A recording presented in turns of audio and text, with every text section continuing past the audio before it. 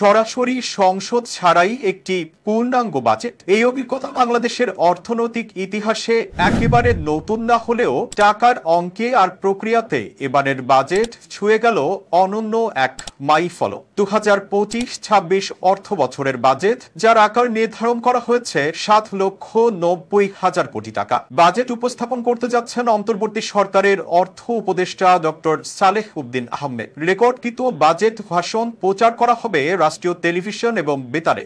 সংসদ না থাকায় বাজেট পেশ হচ্ছে শুধুমাত্র প্রচার মাধ্যমের পর্দায়, যাই অর্থনৈতিক নতিকে করে তুলছে এক ঐতিহাসিক দলিল। এ বাজেটে চলতি 2024-25 অর্থ বছরের সংশোধিত বাজেটের তুলনায় প্রায় 10,000 কোটি টাকা কম। স্বাধীনতার পর এই প্রথম নতুন অর্থ বছরের বাজেট আগের বছরের তুলনায় ছোট আকারের হচ্ছে।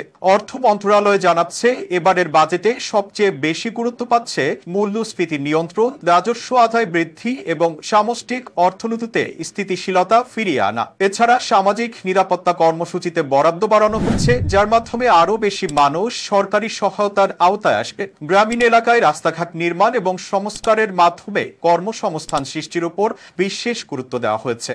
সংসদ না থাকলেও বাজেট নিয়ে জনমত গ্রহণের সুযোগ থাকছে। এবার বাজেট ঘোষণার পর নাগরিকদের মতামত গ্রহণ করা হবে, যা চূড়ান্তকরণের আগেই বিবেচনা করা হতে পারে। সবশেষে আগামী 23 জুনের পর উপদেষ্টা পরিষদের বৈঠকে বাজেট অনুমোদিত হয়ে রাষ্ট্রপতির অধ্যাদেশ আকারে 1 জুলাই থেকে কার্যকর হবে। বিশ্লেষকরা বলছেন, প্রথা ভাঙা এই বাজেট শুধু অর্থনৈতিক দিক থেকেই নয়, রাজনৈতিক প্রেক্ষাপটেও এক অভূতপূর্ব দৃষ্টান্ত হতে চলেছে। এতক্ষণ তাজা খবরের সাথে থাকার জন্য ধন্যবাদ। ফেসবুকে আমাদের পেজটি ফলো করে আমাদের সাথেই থাকুন। আর আপনি যদি ইউটিউব থেকে দেখে থাকেন, তাজা খবরের চ্যানেলটি সাবস্ক্রাইব করার অনুরোধ রইল। আর আপনি কোথা থেকে দেখছেন আমাদের ভিডিও, সেটি কমেন্টে জানাতে ভুলবেন না।